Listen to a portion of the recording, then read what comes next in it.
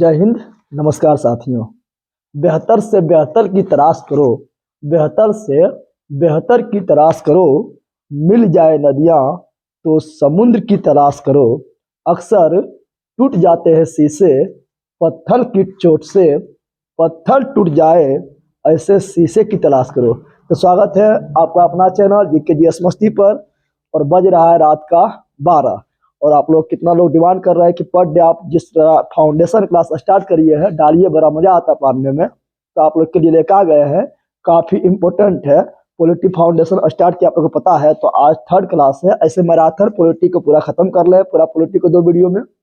History का प्राचीन भारत का इतिहास 2 वीडियो में पूरा खत्म है। आधुनिक भारत का इतिहास 1 वीडियो बनाए हुए हैं। मेडिवल हिस्ट्री का मैराथन बहुत जल्द आने वाला है। और ज्योग्राफी को जो है पूरा समाप्त कर ले, 2 वीडियो मैराथन में जाके देखिए, मजा आएगा। प्लेलिस्ट में जाइए, physics, chemistry, biology, history, geography, polity, marathon भरा हुआ है, मैथ, साइंस भरा हुआ है। ठीक है ना, तो मजा लीजिए। आज जो आप लोग थंबनेल देख लिए हैं एकदम मजा आएगा। ठीक है, रात 12 बज रहा है, आप लोग के लिए वीडियो बना रहे हैं, लेकिन वीडियो मिलेगा आप लोग को सुबह में 10-12 के बीच में। तो चलिए स्टार्ट करते हैं। उससे पहले जो हमको कुछ बुक अच्छा लगता है वो लोग आप अक्सर पूछते हैं, तो उसके बारे में बता देते हैं। देखिए, किरण पब्लिकेशन बहुत सारा बुक भेजा है। आप लोग बोल रहे थे एलपी, तो एलपी का देखिए बुक आ चुका है। इसमें देखिए एलपी का है, कितना सेट है? कुल 9 सेट है। इसमें कुल 30 है, लेकिन एलपी का 9 है।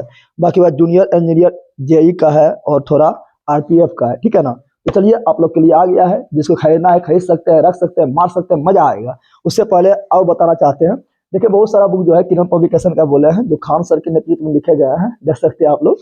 केमिस्ट्री है, काफी मस्त है। देखिए कितना पहले पतला है, पतला बहुत है, और कितना अच्छा दिया हुआ है। थोड़ा बताना चाहते हैं जिसको लेना है। देखिए थ्योरी पहले दिया हुआ है, पूरा अच्छा समझाया हुआ है, पढ़ने के लिए मस्त है, नोट्स की तरह।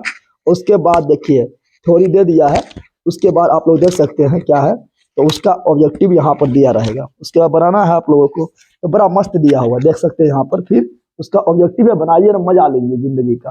तो बहुत काफी पतला है, बड़ा मस्त है। ठीक है, उसी प्रकार देखिए फिजिक्स का है, और खान सर के नेतृत्व में लिखे गए हैं। उसी प्रकार देखिए यहाँ पॉलिटी का है, राज व्यवस्था, काफी पतला है ना, पढ़ के जाइए, नोट्स की तरह काम करेगा। ठीक है, तो ये देख सकते हैं। उसी प्रकार जो है किरण पब्लिकेशन का ये भेजे है बुक, और शास्त्र का है, देख सकते हैं। इकोनॉमिक्स का काफी पतला है और मस्त है।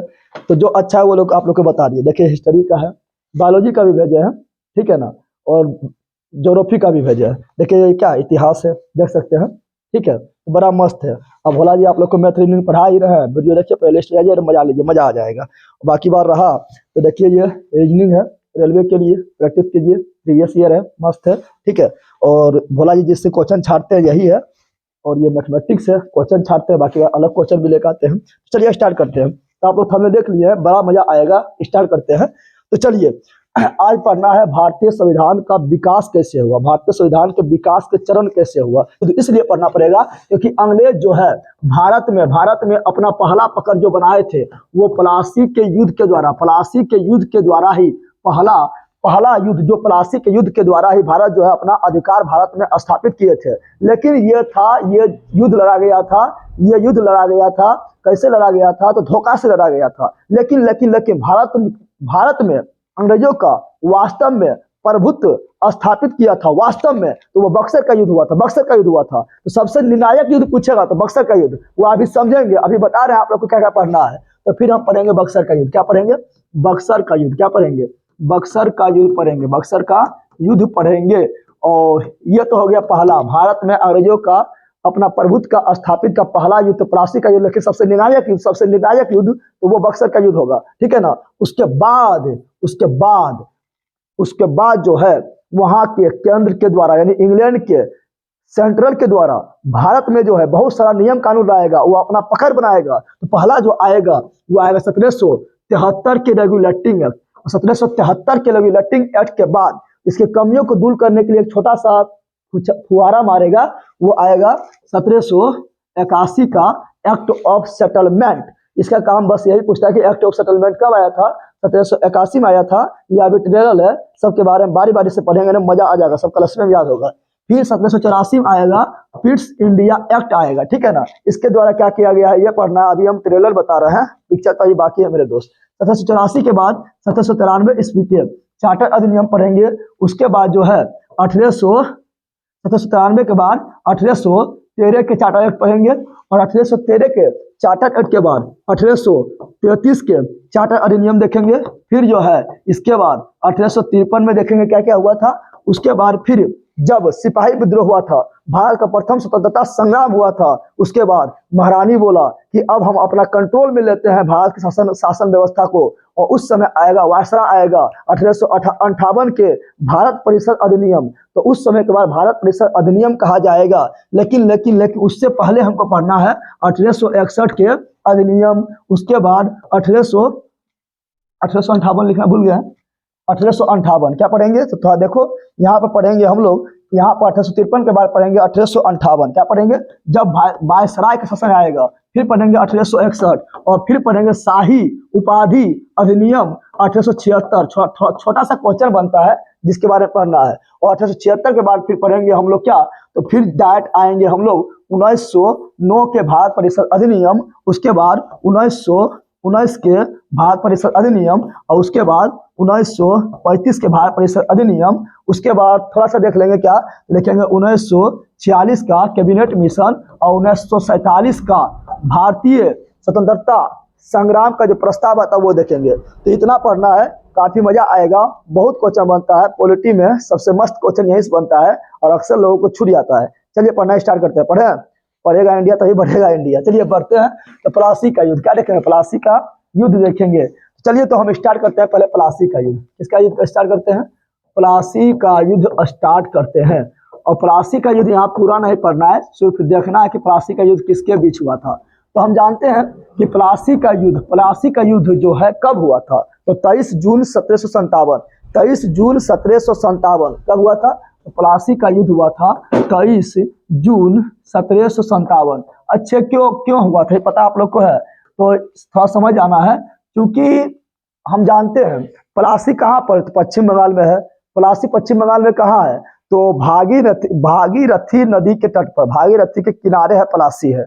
और यहाँ क्या हुआ था, अंग्रेज जो लोग जो थे वहां पर कलकत्ता के जो है किलाबंदी कर रहे थे। तो उस समय जो बंगाल के नवाब थे वो कौन थे पता है, सिराजुद्दौला थे। सिराजुद्दौला बोला था सोचला हम यहाँ के बंगाल के नवाब है और तुम मेरा परमिशन के जो है यहाँ किलाबंदी कर रहा है। सिराजुद्दौला को आया गुस्सा और वो गया था, और वहां पर जितना अंग्रेज था उस समय वहां पर 146 अंग्रेज था, सबको पकड़ लिया था। एक 18x14 कमरा, 18x14 के कमरा में सबको बंद कर दिया, बलजबरी बंद कर दिया। और एक दिन पगलबा बंद रखा, और जब एक दिन बंद रखा और दूसरा दिन दरवाजा खोला था, 123 चल गया ऊपर, राम नाम सेट हो गया 123 का। तो बचा कितना, 23, कितना बचा 23। तो उसी की घटना के बारे में, उस घटना को कहा जाता है काला कोठरी की घटना। क्योंकि वो कोठरी में बंद कर दिया था, लाइट वगैरह कुछ नहीं था, तो काला कोठरी की घटना कहते हैं। 18x14 कमरा में 123 आदमी भर देगा, कुछ समझ रहा है कितना किस तरह भरा होगा, तो 123 को मर गया, ठीक है, तैसे ही जिंदा रहा। इसी कहा जाता है काला कोठरी की घटना या ब्लैक होल की घटना कहा जाता है। इसके बारे में कौन बताए थे, तो इसके बारे में काला कोठरी की घटना, काला कोठरी की घटना के बारे में जो बताए थे वो थे होलवेल। होलवेल बोला था कि हमरो दल को बंद कर, लेकिन हम तो कैसे से बच गए, हमारे जीवन में सासा आप है, ठीक है ना। तो होलवेल बोला हम बच गए, ठीक है ना। तो बोले काला कोठरी की घटना के बारे में किसने बताए थे, तो होलवेल ने बताए थे। जब ये अंग्रेजों को पता चला था तो अंग्रेज सन रह गए, 123 अंग्रेज मर गए। तब जो है मद्रास में थे रॉबर्ट क्लाइव। कौन थे रॉबर्ट क्लाइव, रॉबर्ट क्लाइव फटाक से आता है, दौड़ आता है, जाते हैं के है सिराजुद्दौला। क्योंकि उस समय बंगाल के नवाब कौन होते हैं, तो बंगाल के उस समय नवाब होते हैं, बंगाल के जो नवाब थे वो कौन थे, सिराजुद्दौला। बंगाल का स्थापना किए थे मुर्शिद कुली खां। लेकिन उस समय जो नवाब थे सिराजुद्दौला, कौन थे, सिराजुद्दौला बंगाल के नवाब थे। रॉबर्ट क्लाइव आया, अरे कौन है सिराजुद्दौला, देख लेंगे ना, फरिया लेंगे तुम ऐसे महाराज, देखा जाए तो अरे बाप रे सिराजुद्दौला पर बहुत सैनिक है, हम तो मराए जाएंगे। तो फिर जो है रॉबर्ट क्लाइव दिमाग लगाए थे, ऐसा करते हैं कि इससे तो पावर डायरेक्ट ना पाएंगे, तो इसमें तो कोई गद्दार जरूर होगा। तो दिमाग लगाते वो गद्दार मिल गया। कौन मिल गया, तो सिराजुद्दौला के सेनापति थे, सेनापति जिसका नाम क्या था, जो गद्दार थे जिसको गीदर कहा जाता है, ठीक है ना, वो थे मीर जाफर। कौन थे, मीर जाफर। तो मीर जाफर को बुलाए थे, कौन बुलाए, तो रॉबर्ट क्लाइव बुलाए थे। रॉबर्ट क्लाइव बोले थे अरे तुम सेनापति जिंदगी बनल रहेगा, कि नवाबों बनने के शौक हो। तो मिर्जाफर बोले, अरे महाराज कहना चाहेगा कि हम नवाब बने, सेनापति कौन बनना हमेशा रहना चाहता है। तो बोला था रॉबर्ट क्लाइव, बोला था ऐसा कर, हम जो है सिराजुद्दौला से लड़ने जा रहे हैं और उसको हम जो है युद्ध में बुलाएंगे। जैसे युद्ध में बुलाएंगे तो तुम जो मिर्जाफरवा हो तुम हमसे मिल जाओ। जब तुमको जो है तुम सेना के नेतृत्व तुम ही करोगे ना, तो तुमको जो है युद्ध में साथ नहीं देना है, ठीक है ना, और सिराजुद्दौला को मरवा देना है। अगर सिराजुद्दौला मर गया तो तुम बन जाएगा सेनापति से नवाब, तुमको देंगे बंगाल के नवाब बनाओ। एकदम उछल पड़ा कौन, मिर्जाफर एकदम उछल पड़ा है एकदम पगड़ी बांध के, ठीक है। तो अब क्या होता है, तो इस प्रकार जो है रॉबर्ट क्लाइव जो है सिराजुद्दौला के सहयोगियों को और उनका सेनापतियों को मिर्जाफर को साथ कर लेते हैं। और 23 जून 1757 ईस्वी को प्लासी का युद्ध होता है। प्लासी का युद्ध होता है। युद्ध तो पहले से ही तय था कि जीतेगा क्या हारेगा, क्योंकि रॉबर्ट क्लाइव जो है अपने अनुसार परिस्थितियां बना चुका था। तो सिंपल बात है। तो प्लासी के युद्ध में क्या हुआ था, सिराजुद्दौला की हार हुआ था। और सिराजुद्दौला का जब ये घर जा रहे थे, इसको जो मिर्जाफर बोले था, अब चल जाइए ना यहाँ से, हम देख लेंगे, फरिया लेंगे इसे। अब मिर्जाफर चोटा मिला था रॉबर्ट क्लाइव से, ठीक है ना। तो जा रहा था घर, तो सिराजुद्दौला को रास्ते में ही राम नाम सेट कर दिया था। तब जो है ये युद्ध कौन जीत गए थे, तो रॉबर्ट क्लाइव जो है प्लासी का युद्ध जीत गए थे। अब मिर्जाफर गया इनके पास, रॉबर्ट क्लाइव के पास, बोले हमको बनाइए। अब बोले थे ना बनाएंगे नवाब, बोला बन जाओ बिल्कुल। तो फिर जो है नवाब कौन बनता है बंगाल का, तो बंगाल का नवाब बन जाता है कौन, तो बन जाता है मिर्जाफर। और मिर्जाफर जो है जिसका मंदिर का घंटी होता है, कोई भी आके बजा देता है, उसी प्रकार ये तो अंग्रेज इसको बनाए हैं। तो कोई भी अंग्रेज आए थे इससे डरते नहीं थे, और जो मन वो इसका जो है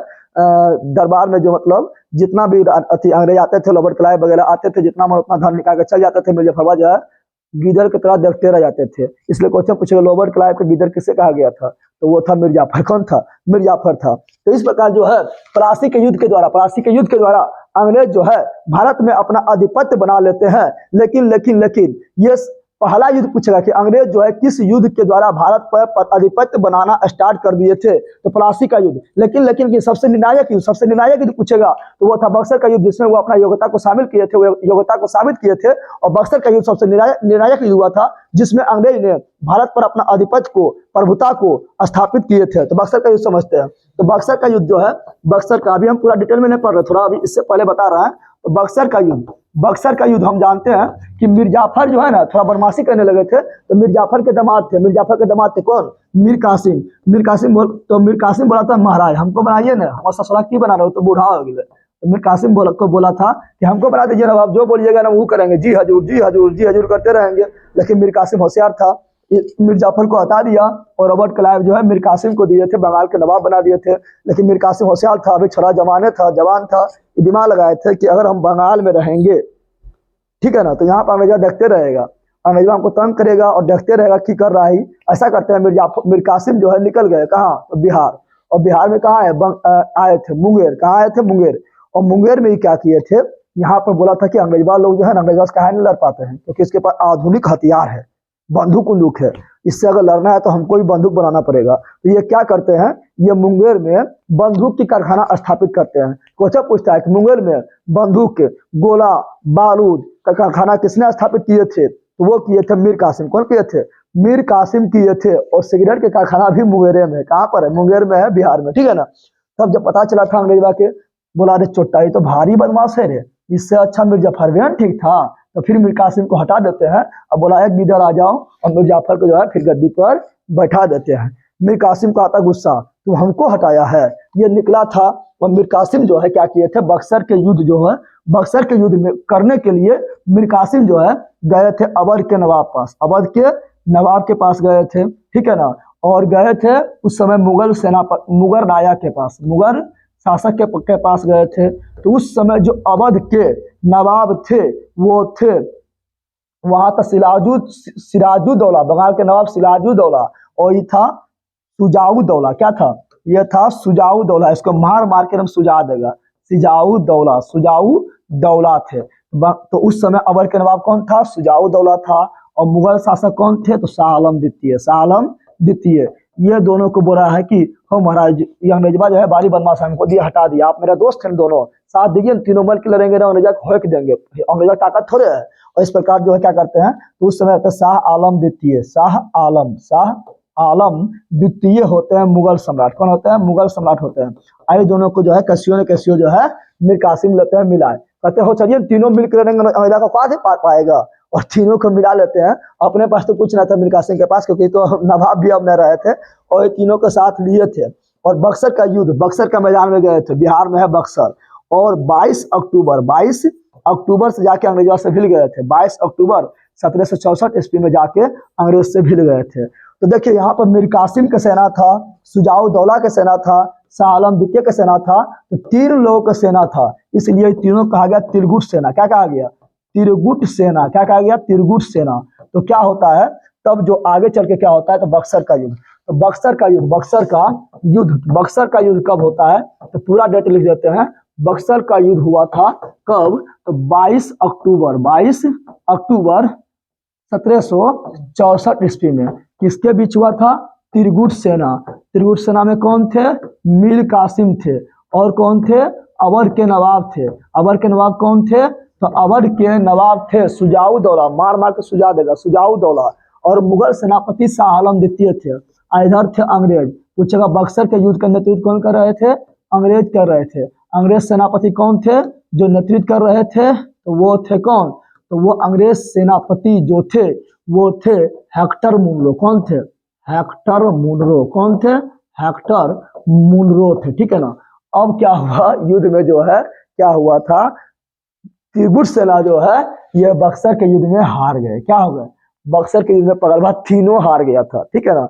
कुछ मतलब तीनों का रणनीति उतना ना हो पाया था अच्छा, जिसके कारण तीनों हार गए थे। तो प्लासी का युद्ध तो गद्दारी से अंग्रेज जीते थे, रॉबर्ट क्लाइव गद्दारी से जीते थे। तो भारत में पहली बार किस युद्ध के द्वारा अंग्रेज ने अपना प्रभुसत्ता स्थापित किया था? तो प्लासी का युद्ध। लेकिन सबसे निर्णायक युद्ध कौन हुआ था? तो बक्सर का युद्ध हुआ था। वह कौन सा युद्ध था जिसके द्वारा अंग्रेज ने साबित कर दिया था कि वह जो है भारत पर अधिकार कर सकता है? तो वो बक्सर का युद्ध था। बक्सर का युद्ध। कौन? बक्सर का युद्ध। और बक्सर के युद्ध में क्या हुआ था? तीनों गया हार। अब क्या हुआ था? तीनों में क्या था? एक था मीर कासिम थे। कौन थे?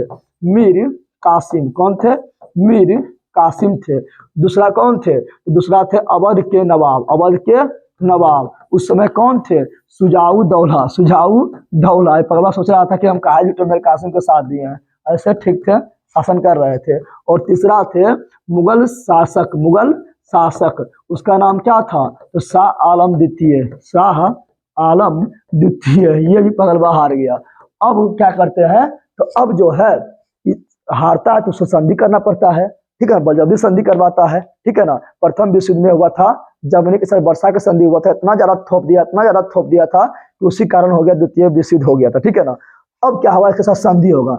इसके साथ संधि ना होगा। पगला पास है कहाँ? ये तो बंगाल के नवाब था, इसको मार के भगा दिया। ये तो कहीं राजा है ना, तो मीर कासिम के पास कुछ ना है, ना तो पाने के लिए कुछ, ना तो खोने के लिए कुछ। लेकिन इन दोनों के बीच संधि करेगा। बोलेगा अरे पगलवा, मीर कासिम को तो मार के भगेवे कर लिए, तो कहा तो दोनों क्या साथ नहीं दे, आ तो दोनों इधर। अवध के नवाब शुजाउद्दौला को बुलाएगा और इसको मार मार के सुझा देगा। ठीक है ना। और मुगल को बुलाएगा शाह आलम द्वितीय, बोलेगा तुम लोग को बहुत ज्यादा गर्मी चढ़ गलो, अब बुलाएगा। और संधि करने के लिए उस समय जो है रॉबर्ट क्लाइव को बुलाएगा। किसको बुलाएगा? रॉबर्ट क्लाइव को बुलाएगा। क्योंकि रॉबर्ट क्लाइव जो थे ये भारत को काफी अच्छी तरह जानते थे। तो फिर लंदन से बुलाएंगे रॉबर्ट क्लाइव को, क्योंकि प्लासी का युद्ध यही जीते थे, तो रॉबर्ट क्लाइव को बुलाएंगे। रॉबर्ट क्लाइव जाएगा पहले शाह आलम द्वितीय पर, बोलेगा कि भी मुगल शासक मजाक है, कहा साथ दिया एक रे आएगा तोरा। और शाह आलम इसके बीच होगा क्या? तो इसके बीच जो संधि होगा 1765 में होगा। कब होगा? 1765 में होगा। तो पहला संधि इलाहाबाद की संधि होता है। ये दोनों के बीच जो संधि होगा वो इलाहाबाद की संधि होगा। ठीक है ना। और इलाहाबाद की संधि 2 चरण में होगा। पहला होगा शाह आलम द्वितीय के साथ। कब होगा? तो 12 अगस्त 1765 को होगा। 1765 को होगा। और क्या करेगा? शाह आलम द्वितीय को बोलेगा तो बहुत सुरमा बनवानी बक्सर के युद्ध में, चल तोरा दिल्ली छोड़।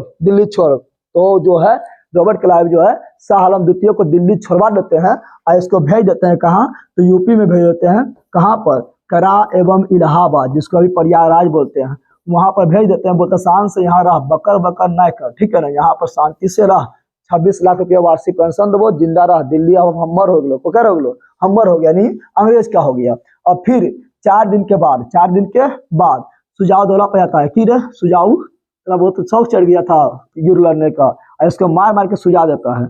और 4 दिन के बाद यानी 16 अगस्त 1765 में इलाहाबाद की द्वितीय संधि किसके साथ होता है? इलाहाबाद की द्वितीय संधि होता है सुजाऊ दौला के साथ। और सुजाऊ दौला से क्या करता है? सुजाऊ दौला से कला एवं इलाहाबाद छीन लेता है और देता है शाह आलम द्वितीय को दे, और शाह आलम द्वितीय से दिल्ली छीन लिया था। और सुजाऊ दौला से बोला था, और अंग्रेजों बोला था सुजाऊ दौला से जितना खर्च वालो तो दे, और सुजाऊ दौला को यह जितना खर्चा था सब देना पड़ा था। याद रखिएगा। इस प्रकार जो है अंग्रेज जो है बंगाल बिहार उड़ीसा बंगाल बिहार उड़ीसा में अपना प्रभुत्व स्थापित कर लेते हैं। प्रभुत्व स्थापित कर देते हैं कब? 1765 में। 1765 में अपना प्रभुत्व स्थापित कर देते हैं। और बंगाल में रॉबर्ट क्लाइव जो है, बंगाल में रॉबर्ट क्लाइव जो है कब? 1765 में द्वैध शासन, क्या द्वैध शासन स्टार्ट करते हैं। आप पूछेगा द्वैध शासन क्या होता है?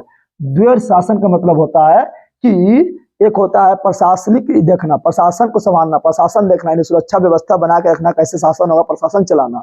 एक होता है टैक्स वसूलना, टैक्स यानी दीवान उसको बोलते हैं, राजस्व को इकट्ठा करना। तो राजस्व को इकट्ठा करने वाला अलग रहता था, और टैक्स को लेने वाला, राजस्व यानी टैक्स को लेने वाला अलग होता था, और प्रशासन चलाने वाला अलग होता था। इसी कहा गया द्वैध शासन, दुदू शासन कहा गया था। और इसी के तहत जो है बंगाल में क्वेश्चन पूछेगा कि बंगाल में द्वैध शासन कब लगाया गया? 1765 में लगाया गया।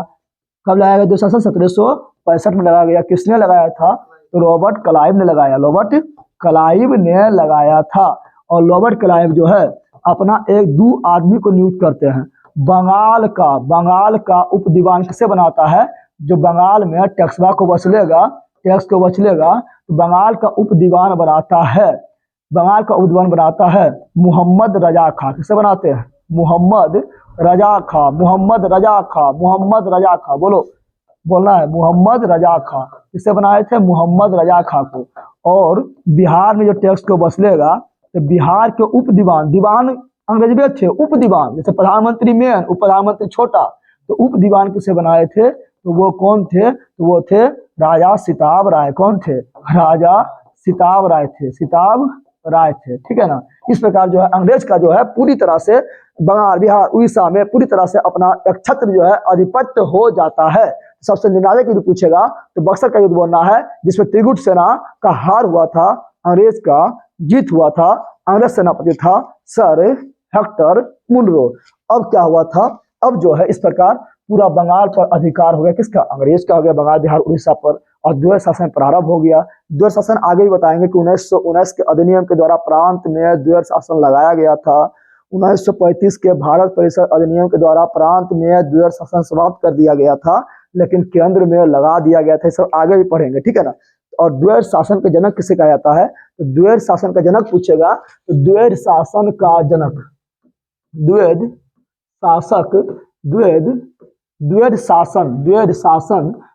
शासन का जनक यानी जो ये प्रयोग किए थे, जो इसके बारे में बताए थे, तो द्वैध शासन का जनक क्या लिखा गया?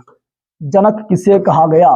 तो जनक ये याद रखना, तो काफी इंपॉर्टेंट क्वेश्चन है, कभी कभी अक्सर पूछ जाता है। तो बोलना है लियोनस कार्टियस। क्या बोलना है?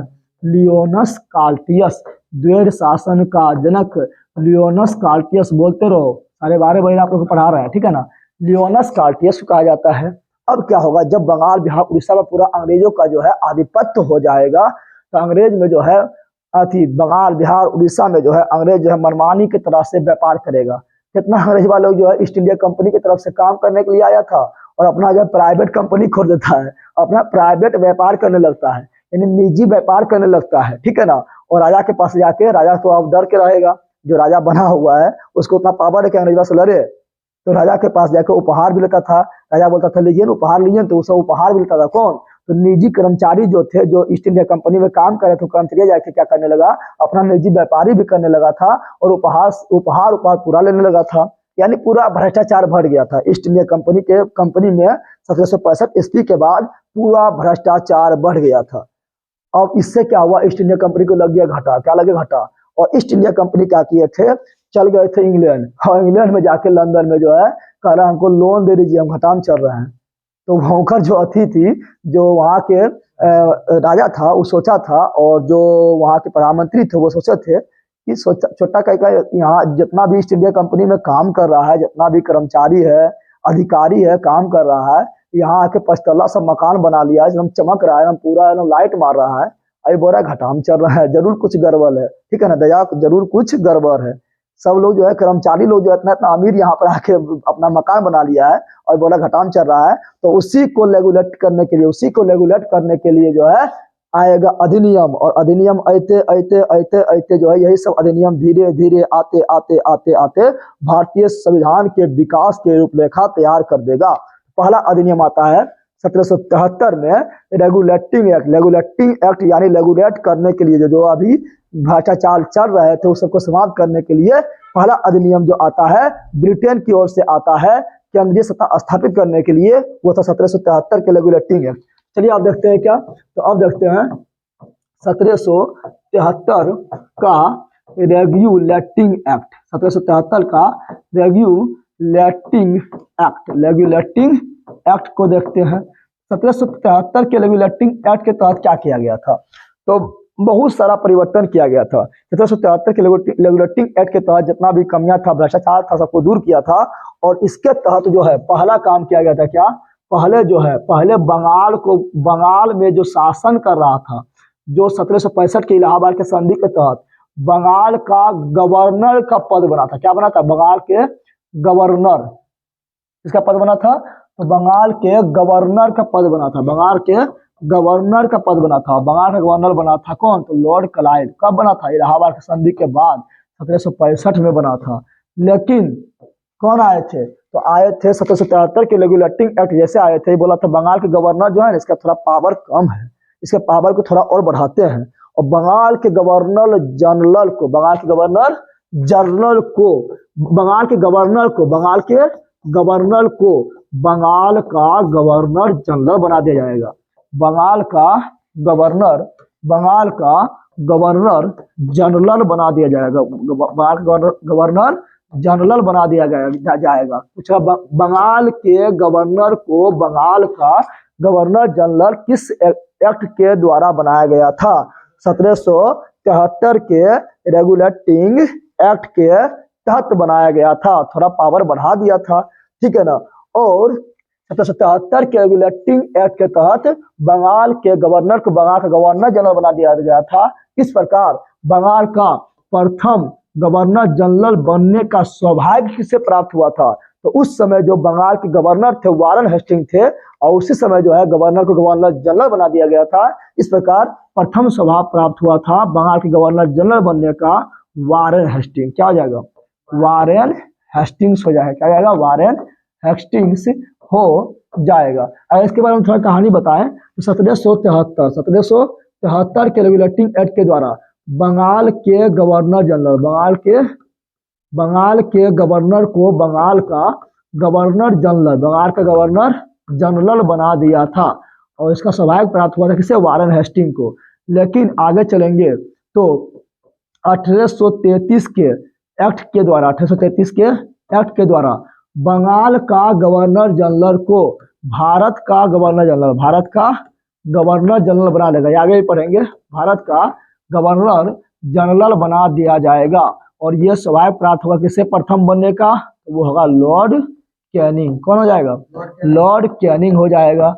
फिर आगे बढ़ेंगे तो भारत के गवर्नर जनरल को जब 1857 ईस्वी की क्रांति होता है तो महारानी समझ गए थे कि अगर इस तरह क्रांति होते रहता अंग्रेज को बहुत जल्दी जो है भारत छोड़ के भागना पड़ेगा, कुछ न इसके हाथ में रहेगा। तो फिर 1857 के क्रांति के बाद 1858 में जो है भारत के गवर्नर जनरल को भारत का, यहाँ लॉर्ड कैनिंग लिख दिए, भारत का प्रथम गवर्नर जनरल बनने का सौभाग्य जिसे प्राप्त हुआ था वो क्या था, तो भारत के प्रथम गवर्नर जनरल बनने का जैसे सौभाग्य प्राप्त हुआ था वो था लॉर्ड विलियम बेटिंग। कौन था, लॉर्ड विलियम बेटिंग। कौन था, तो वो थे Lord William Bentinck, Lord William Bentinck, Lord William Bentinck, Lord William Bentinck थे। कौन थे, Lord William Bentinck, Lord William Bentinck. और फिर 1858 के भारत परिषद अधिनियम के द्वारा भारत के गवर्नर जनरल को भारत का वायसराय बना दिया गया, वायसराय बना दिया गया। और यह स्वभाव प्राप्त हुआ था किसे बनने का, पहला भारत का वायसराय बनने का स्वभाव प्राप्त हुआ था लॉर्ड कैनिंग को प्राप्त हुआ था। ये सब आगे भी देखेंगे, ठीक है। चलिए, और 1773 के रेगुलेटिंग एक्ट के तहत और क्या क्या प्रावधान किया गया था। 1773 के रेगुलेटिंग एक्ट के तहत ही क्या हुआ था, तो कलकत्ता में, कोलकाता में 1774 में सुप्रीम कोर्ट की स्थापना किया गया। सुप्रीम कोर्ट की स्थापना किया गया था। एक चीज हम तुमको आप लोग को बताए थे कि द्वैध शासन बंगाल में किसने लगाए थे, तो द्वैध शासन बंगाल में 1765 ईस्वी में रॉबर्ट क्लाइव ने लगाए थे, जिसे स्वर्ग से उत्पन्न होने वाला दूत भी कहा गया है। लेकिन बंगाल में द्वैध शासन को अंत किसने किए थे, तो वारेन हेस्टिंग। 1772 में जब वारेन हेस्टिंग बंगाल के गवर्नर बना था, ये बोला था द्वैध शासन को नहीं चलेगा, डायरेक्ट जो है अंग्रेजी शासन चलेगा। और ये क्या कहते थे, बंगाल में द्वैध शासन का अंत किए थे कौन, तो वारेन हेस्टिंग। याद रखेगा। क्वेश्चन पूछेगा कि किस एक्ट के द्वारा कलकत्ता में सुप्रीम कोर्ट का स्थापना हुआ था।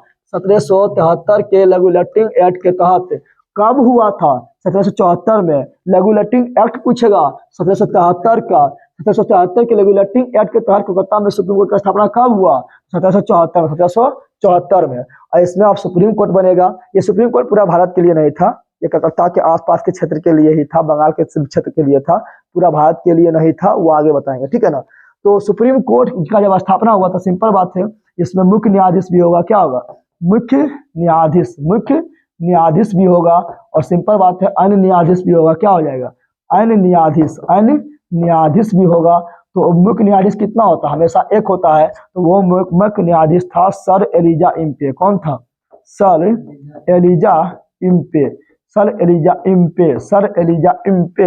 एलिजा इम्पे पहला सुप्रीम कोर्ट में। जो मुख्य सुप्रीम कोर्ट का स्थापना कोलकाता में 1773 के रेगुलेटिंग एक्ट के तहत 1774 में हुआ था, उसका मुख्य न्यायाधीश बना था सर एलिजा इम्पे। और 3 अन्य न्यायाधीश था। वो 3 अन्य न्यायाधीश का नाम क्या था, काफी इजी है, बोलना है चेस्टर। क्या बोलना है, चेस्टर,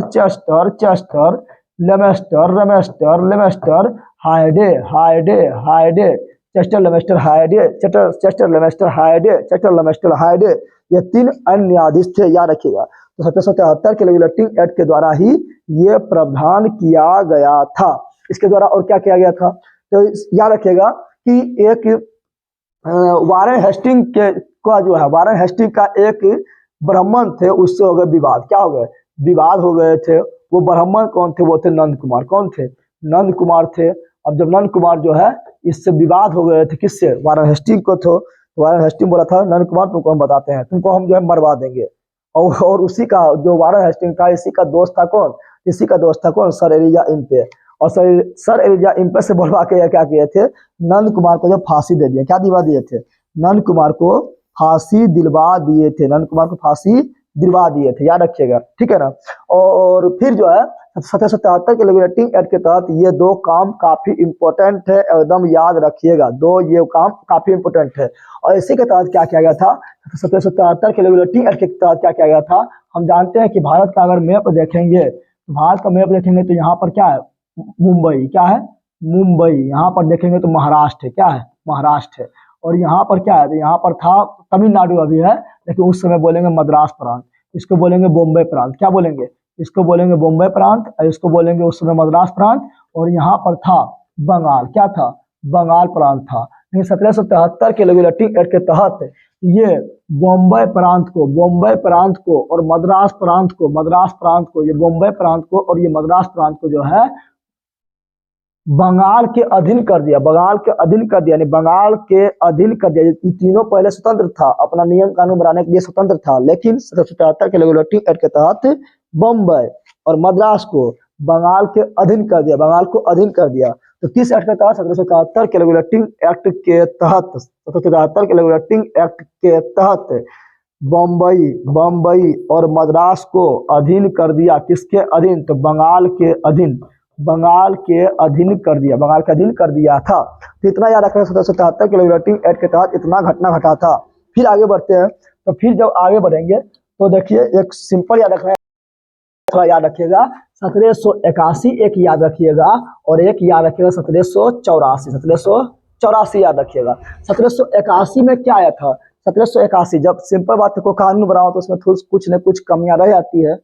तो जब हम 1773 के रेगुलेटिंग एक्ट लाया गया था, उसमें भी कुछ कमियां रह गया था। तो उसको दूर करने के लिए लाया गया था क्या? उसको दूर करने के लिए लाया गया था क्या? तो उसको दूर करने के लिए लाया गया था act of settlement, act of settlement, act of settlement लाया गया, एक्ट ऑफ सेटलमेंट लाया गया था, एक्ट ऑफ सेटलमेंट लाया गया था। ये कभी कभी ऑब्जेक्टिव में डायरेक्ट क्वेश्चन पूछता है, एक्ट ऑफ सेटलमेंट कब लाया गया था? 1781 के एक्ट के द्वारा लाया गया था, पूछेगा 1784 में। तो इससे क्वेश्चन बनता है Pitt's India act, Pitt's India act, Pitt's India act, Pitt's India act, Pitt's India act कब लाया गया? तो पिट्स इंडिया एक्ट आया था आपका 1784 में लाया गया था। और पिट्स इंडिया एक्ट क्या किए थे? ये बोले थे कंपनी में अभी जो है एक ही व्यक्ति है जो राजनीतिक मामला, राजनीति भी कर रहा है और दूसरा प्रशासन भी चला रहा है, दोनों तुम ही करेगा, राजनीति भी तुम ही करेगा, प्रशासन भी तुम ही करेगा। तो पहली बार 1784 ईस्वी के पिट्स इंडिया एक्ट के द्वारा जो है कंपनी में, कंपनी के अंदर द्वैध शासन, इन दोनों कामों को बांट दिया कि राजनीतिक और करेगा और व्यापारिक और करेगा, दो भाग में बांट दिया। तो पहली बार जो है इसके द्वारा कंपनी में द्वैध शासन, कंपनी के अंदर द्वैध शासन प्रारंभ हुआ था। और इसके लिए राजनीति मामला देखने के लिए एक बोर्ड का स्थापना किया गया था और व्यापारिक मामला देखने के लिए एक अलग बोर्ड की स्थापना किया गया था। राजनीतिक मामला के लिए बोर्ड का स्थापना किया गया था board of controller, board of controller, board of controller, board of controller. और व्यापारिक मामला देखेगा जो, उसके लिए स्थापना किया था board of director, board of director, board of director का स्थापना किया गया था, बोर्ड ऑफ डायरेक्टर का स्थापना किया गया था, याद रखिएगा। तो board of controller, board of director किस अधिनियम के द्वारा, किसके द्वारा? तो पिट्स इंडिया एक्ट के द्वारा। पिट्स इंडिया एक्ट कब आया था? 1784 में आया था, 1784 में आया था। फिर आगे बढ़ेंगे तो आता 1793, 1793 के एक्ट आता है। और 1793 के एक्ट के द्वारा जो है मात्र एक बात याद रखना है, 1793 के एक्ट के द्वारा क्या किया गया था? तो पहली बार जो है जो बोर्ड ऑफ डायरेक्टर और बोर्ड ऑफ कंट्रोलर है, इसके अधिकारियों को एवं कर्मचारियों को पहले वेतनमान दिया जाता था। कहाँ से? तो लंदन से दिया जाता था, लंदन के संचित निधि से दिया जाता था। ये बोला था फगड़वा काम कर रहा है यहाँ और दे रहा है लंदन माँ से, ये तो दिक्कतें हैं, भारत में दे देते हैं, भारत में इसका अकाउंट खोल देते हैं। तो पहली बार कुछ क्वेश्चन पूछेगा कि बोर्ड में काम करने वाले कर्मचारी एवं अधिकारी को पहली बार वेतन भारतीय राजस्व देने का घोषणा किस एक्ट के द्वारा किया गया था? तो बोलना है 1793 के रेगुलेटिंग एक्ट के द्वारा। बस इससे एक ही पॉइंट याद रखना है, ठीक है ना। फिर आगे बढ़ेंगे तो आएगा 1813 और 1813 के जब एक्ट आएगा तो इसके द्वारा क्या प्रावधान किया गया था? तो 1813 के एक्ट के द्वारा तीन बात याद रखिएगा, तीन बात, कितना बात? तीन बात। चलिए देखते हैं वो तीन बात क्या है, तो आगे चलते हैं। तो वो तीन बात क्या है, ध्यान से देखिए। नंबर 1, नंबर 2 और नंबर 3। बोला था कि कंपनियां जो है बड़ी बदमाशी कर रहा है, अकेले जो है भारत में बड़ी फुसफुसा रहा है, अकेले भारत में है और इंग्लैंड से दूसरा कंपनी के आने की अनुमति नहीं है, सिर्फ ईस्ट इंडिया कंपनी ही कंपनी है जो भारत से व्यापार करेगा। बोला था ऐसे नहीं काम चलता, सब कंपनी ने बोला हम लोग दो, खाली हुआ है तो आपका दामाद है, हम लोग को भी न्योता दो कि हम भारत जाए व्यापार करें, ठीक है ना। तो पहली बार क्या किया गया था? तो ईस्ट इंडिया कंपनी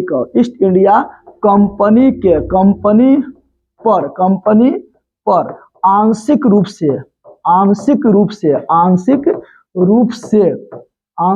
से जो है क्या किया गया था? एकाधिकार को रहा दिया गया था, यानी इसका एकाधिकार को समाप्त कर दिया गया था। आंशिक रूप से क्यों बोल रहे हैं? क्योंकि इसका पूरे कंपनी के पूरे एकाधिकार को चौपट कर दिया। अब बोला था कि अब तुम्हारा जो है, अब कोई भी कंपनी जो है इंग्लैंड से आके भारत में व्यापार भारत के साथ कर सकता है। तुम्हारा एकाधिकार अब समाप्त हुआ, तो तुम एक छत्र जो है राज कर रहा था, तुम्हारा ये शासन खत्म होता है। तुम्हारा एकाधिकार फिर भी जो है अभी दो चीज के साथ बनल है, और वो दो चीज क्या था? तो वो दो चीज था, एक था चाय, चाय में तुम ही खाली व्यापार करो और कोई दूसरा कंपनी व्यापार नहीं करेगा। और एक था चीन, चीन देश के साथ भी तुम ही व्यापार करो और दूसरा जो है कंपनी व्यापार नहीं करेगा। तो इस प्रकार आंशिक रूप से, अभी पूरी तरह से एकाधिकार समाप्त नहीं किया था, आंशिक रूप से एकाधिकार को समाप्त किया गया था। कब? 1813 के एक्ट के तहत समाप्त किया गया था। पूरी चौपट कर देगा कब? तो पूरा चाय और चीनी के साथ एकाधिकार इसका बचा हुआ है। 1833 के चार्टर अधिनियम के द्वारा पूरे चौपट कर देगा। बोलेगा जो इंग्लैंड से आएगा कंपनी आओ और जिसको जो मन व्यापार करो। अब ईस्ट इंडिया कंपनी ही सिर्फ व्यापार नहीं करेंगे, ठीक है ना? तो एक याद रखना है। दूसरा याद रखना है कि पहली बार किस एक्ट के द्वारा भारत की शिक्षा व्यवस्था पर, भारत के शिक्षा व्यवस्था पर 1 लाख रुपया खर्च करने की बात कह गई। तो पहली बार भारत के शिक्षा व्यवस्था पर 1 लाख रुपया खर्च करने की बात किस एक्ट के द्वारा किया गया था? तो 1813 के एक्ट के द्वारा। और पहली बार ईसाइयों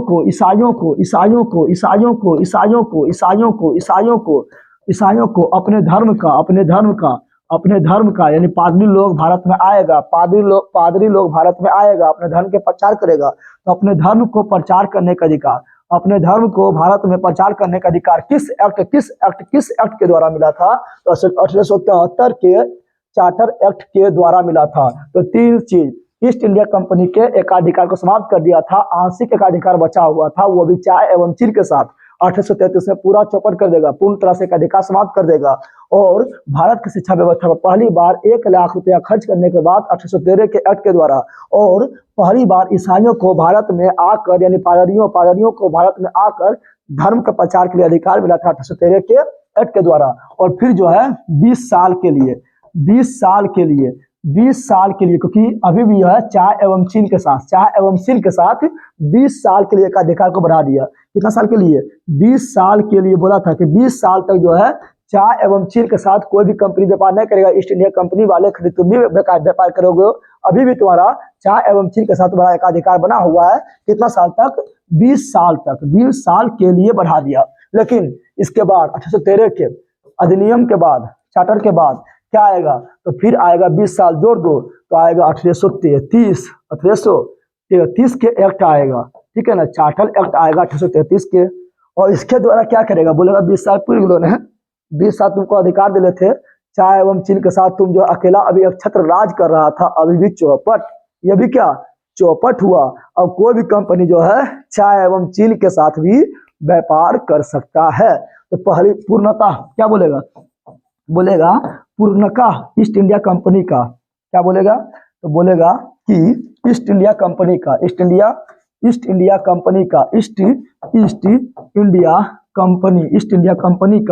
पूर्णतः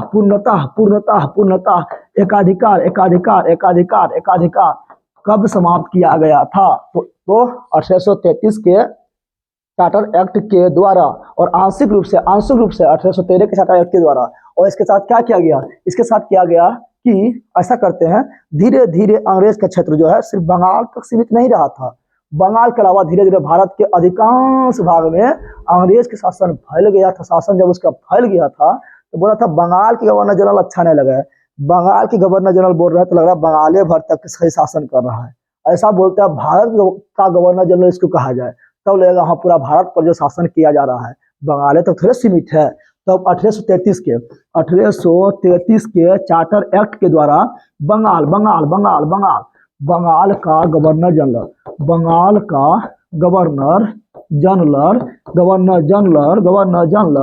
को भारत का गवर्नर जनरल बना दिया गया था। और ये पहला जो सौभाग्य प्राप्त हुआ था भारत का गवर्नर जनरल बनने का, तो वो था कौन? तो था वो लॉर्ड विलियम बेटिंग। कौन था? Lord William Bentinck, Lord William betting.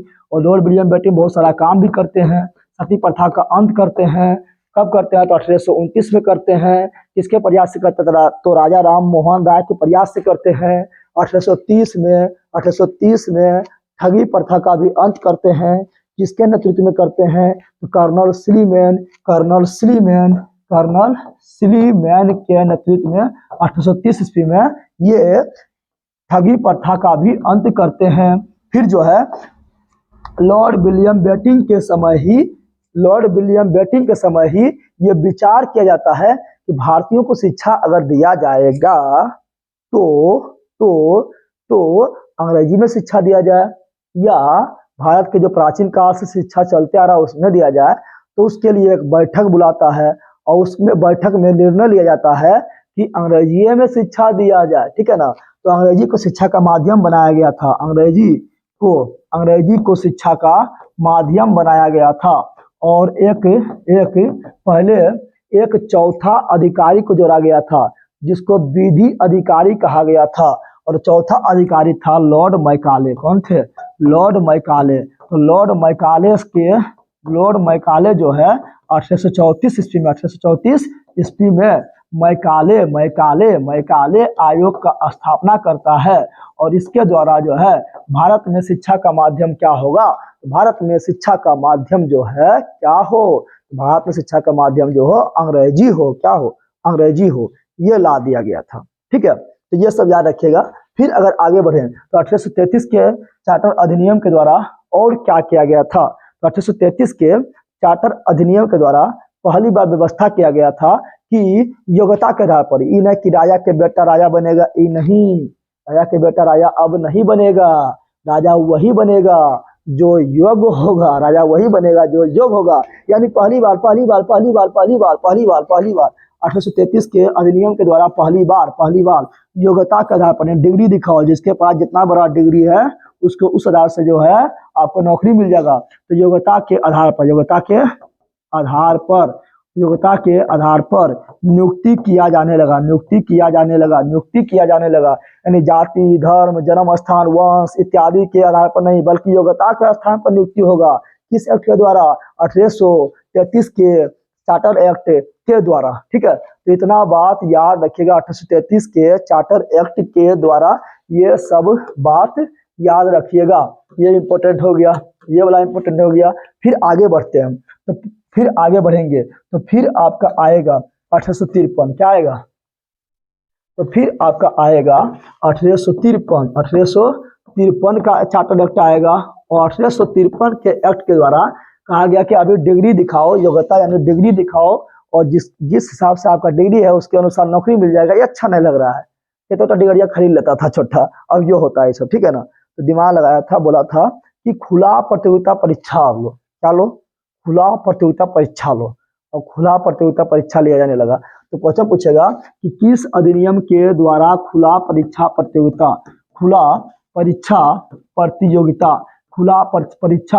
प्रतियोगिता होने लगा था। और प्रतियोगिता में जो पास करेगा उसी को उस आधार पर नौकरी मिलेगा। 1853 के एक्ट के द्वारा हो जाएगा, ठीक है ना। और सिविल सेवा का जो परीक्षा होता था वो पहले होता था लंदन में। 1854 में स्टार्ट हुआ था और ये लंदन में होता था। कहाँ होता था? लंदन में होता था। 1854 से लंदन में हो रहा था, ठीक है ना। लेकिन आगे जब चलेंगे तो 1919 के भारत परिषद अधिनियम जब पढ़ाएंगे तो उसमें बताएंगे 1919 के भारत परिषद अधिनियम के तहत 1922 ईस्वी में पहली बार भारत में सिविल सेवा का परीक्षा हुआ था। ICS का, इंडियन सिविल सेवा का परीक्षा हुआ था। और वो कहाँ हुआ था? तो इंग्लैंड में। कहाँ हुआ था? इंग्लैंड में हुआ था। और दूसरी बार दिल्ली में हुआ था।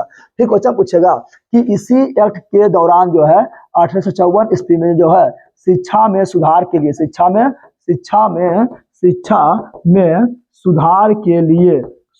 के लिए वुड डिस्पेस क्या आया था? वुड डिस्पैच, वुड डिस्पैच आया था, तो बोलेगा वुड डिस्पैच किससे संबंधित है?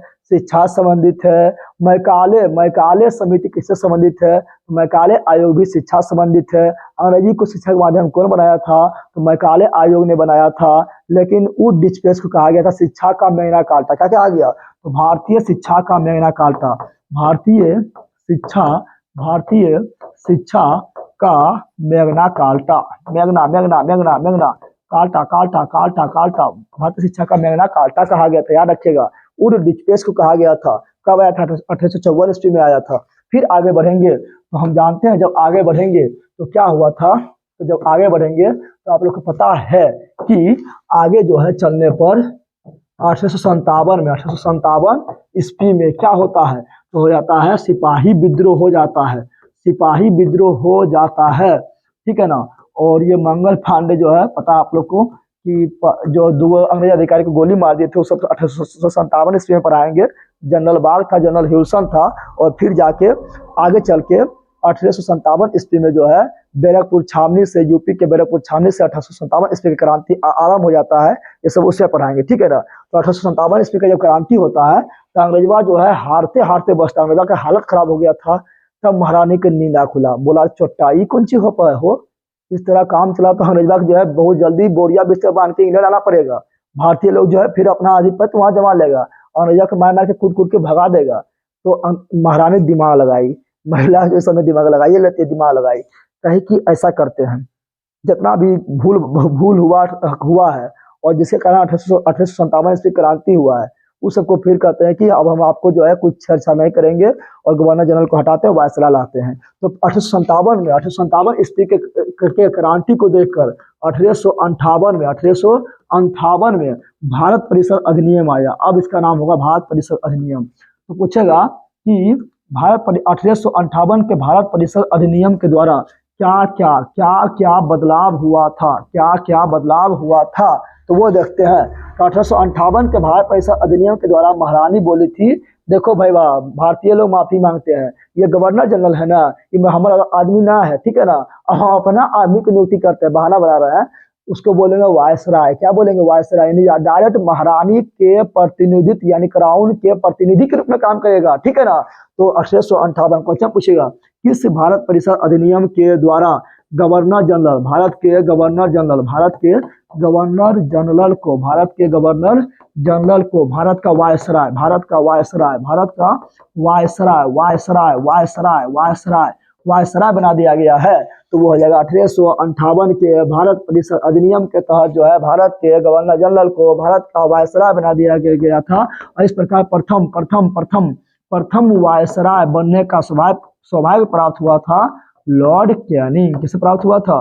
लॉर्ड कैनिंग को प्राप्त हुआ था, लॉर्ड कैनिंग को प्राप्त हुआ था, ये बात याद रखिएगा।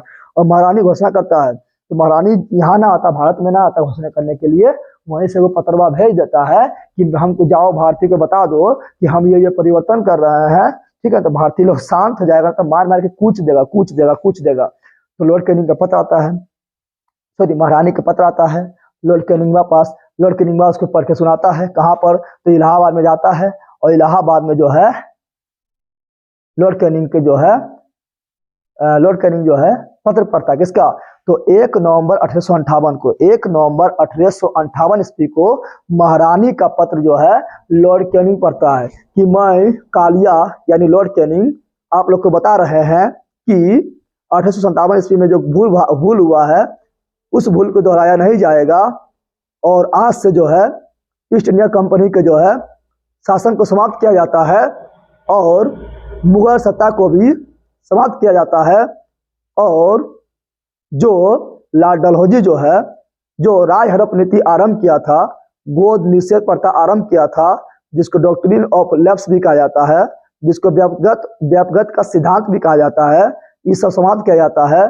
अब कोई भी राजा जो है किसी बच्चा को गोद ले सकते हैं, और भारत के गवर्नर जनरल को भारत का वायसराय बना देते हैं। लॉर्ड कैनिंग पढ़ा, अरे भारत के गवर्नर जनरल को भारत का वायसराय, यानी हम वायसराय बन गए, वायसराय। खुश हो गया कार्य, क्या हो खुश, क्या हो गया? खुश हो गया, ठीक है, याद रखिएगा। फिर क्वेश्चन पूछेगा, तो पूछेगा east India company, east India company के शासन को समाप्त किया गया था। तो किस एक्ट के द्वारा? 1858 के एक्ट के द्वारा। और मुगल सत्ता को भी समाप्त किया गया था 1858 के एक्ट के द्वारा। और महारानी जो पत्र भेजे थे ये कब पढ़ा गया था? 1 नवंबर 1858 में पढ़ा था। किसने पढ़ा था? लॉर्ड कैनिंग ने पढ़ा था। लॉर्ड कैनिंग ने पढ़ा था। कहाँ पढ़ा था? इलाहाबाद में पढ़ा था। इलाहाबाद में पढ़ा था। मजा आ रहा है? लाइक से सब्सक्राइब कर दीजिएगा। एकदम बिल्कुल याद होगा। इसे कैसे नहीं याद होगा ससुरा। चलिए आगे बढ़ते हैं। आगे अगर बढ़े तो अब आगे आएंगे 1861। क्या आएंगे? 1861 में एक कानून आएगा, उस कानून को देखते हैं। 1861 में आप लोग जो है 1861 में जो है 3 बात याद रखिएगा जो काफी इंपॉर्टेंट है। पहला क्या है? क्वेश्चन पूछेगा विभागीय प्रणाली की शुरुआत कब हुआ? विभागीय समझते हैं? जैसे अभी विभागीय प्रणाली है, शिक्षा मंत्री के अलग विभाग, खेल मंत्री के अलग विभाग, वित्त मंत्री के अलग विभाग, तो रक्षा मंत्री का अलग विभाग, तो स्वास्थ्य मंत्री का अलग विभाग। तो ये पहले जो 1861 से पहले इस प्रकार विभाग था ही नहीं। पहली बार विभागीय प्रणाली का शुरुआत किसके द्वारा हुआ था? विभागीय प्रणाली का शुरुआत हुआ था 1861 के एक्ट के द्वारा। 1861 के एक्ट के द्वारा। फिर याद रखिएगा, फिर जो वायसराय जिसको पहले गवर्नर जनरल बोलते थे, तो वायसराय को अध्यादेश जारी करने का अधिकार, यानी कोई कानून उन्होंने बनाना है तो डायरेक्ट जो है वायसराय जो अध्यादेश जारी करेगा और बना देगा। तो वायसराय को अध्यादेश जारी करने का अधिकार किस एक्ट के द्वारा मिला था? तो बोलना है 1861 के एक्ट के द्वारा। ठीक है ना? तो वायसराय यानी गवर्नर जनरल को अध्यादेश जारी करने का अधिकार 1861 के एक्ट के द्वारा मिला था। लेकिन आप लोग बताइए मित्रों, बोलिए आप लोग कि राष्ट्रपति को अध्यादेश किस आर्टिकल के तहत अध्यादेश जारी करते हैं? जल्दी बताइए आप लोग मित्रों। तो 1 2 3 जल्दी बताइए। 1 2 3 अरे 123 के तहत जारी करते हैं। और राष्ट्रपति को अध्यादेश जारी करने का अधिकार किस भारत परिषद अधिनियम के द्वारा मिला? किस भारत परिषद अधिनियम के द्वारा राष्ट्रपति को अध्यादेश जारी करने का अधिकार मिला था? जल्दी बोलो मित्रों। तो 1935 के भारत परिषद अधिनियम, 1935 के भारत परिषद अधिनियम। ठीक है ना? और इसी के द्वारा जो है 1861 के एक्ट के द्वारा ही पहली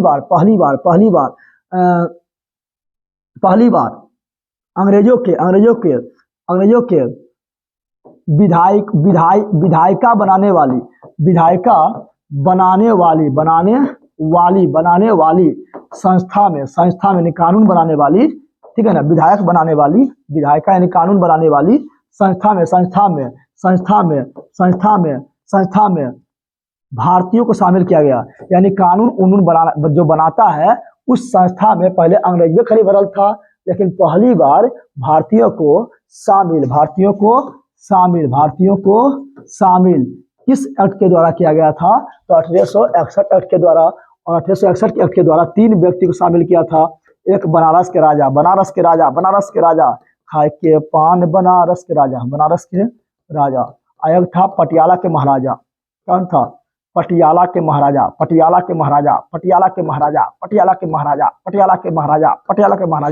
और एक थे कौन? सर दिनकर राव थे। कौन थे? सर दिनकर राव। 3 ठो। इतना याद रखिएगा 1861। फिर आगे बढ़ते हैं आप लोगों को। तो फिर जब आगे बढ़ेंगे तो देखिए आप लोग, तब आता है 1876। क्या आता है? 1876 के एक्ट के द्वारा। 1876 को बोलते हैं, 1876 में जो एक्ट आया था उसको बोलते हैं शाही उपाधि। क्या बोलते हैं? उसको बोलते हैं शाही उपाधि एक्ट, शाही उपाधि अधिनियम। क्या बोलते हैं? शाही उपाधि एक्ट यानी अधिनियम कहा जाता है। और इसी के द्वारा 1877 में घोषणा किया गया था कि भारत का जो अब सम्राट है, भारत का अभी जो राजा है, वो भारत में कोई राजा जो है, भारत जितना भी राजा है वो सब भारत के राजा नहीं है। भारत के राजा जो है, भारत का जो सम्राज्ञी है वो कौन है? तो भारत का सम्राज्ञी जो है वो महारानी को, भारत का सम्राज्ञी महारानी बोले तो एलिजाबेथ को।